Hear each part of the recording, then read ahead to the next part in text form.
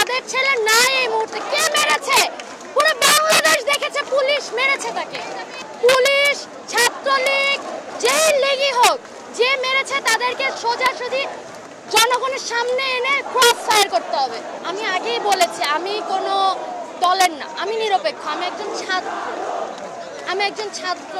আমাকে শিল্পীর জায়গায় বলতে চাইলে বলতেও পারেন, কারণ আমি যে কোনো না কোনোভাবে দেশের সেবাই করব ভবিষ্যতে। তো আমি আসলে ওই বিষয়টা যাব না। আমি চাবো আমার যে ভাই মারা গিয়েছে তার তো পরিবারে বাবা আছে, মা আছে, বাবু তো বুঝে পরিবার হারানোর বেদনা কি। বাবু কি তাদের জায়গাটা বুঝতে পারতেছে যে তাদের ছেলে নাই এই মুহূর্তে?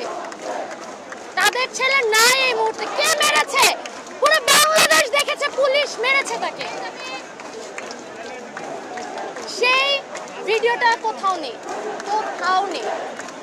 কেন নেই? কেন নেই? আমি আগেই বলেছি আমি নিরপেক্ষ। আমি আসলে মৃত্যুর প্রতিবাদ জানাচ্ছি। আমি চাই আমার ভাইয়ের রক্ত বৃথা যেতে দেব না।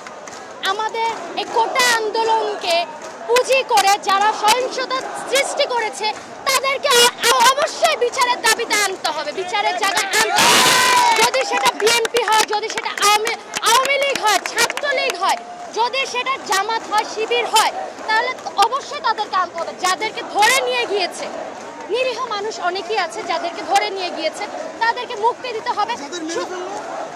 তাদের বিচার হবে। সেটা পুলিশ হলে ডিরেক্ট ক্রস ফায়ার করতে হবে তাকে।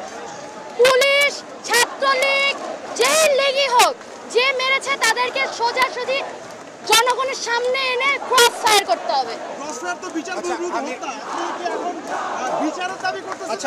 আমি একটু বলতে পারি, অবশ্যই বিচার। আমরা তো বিচার চাই। আমরা তো বিচার চাই।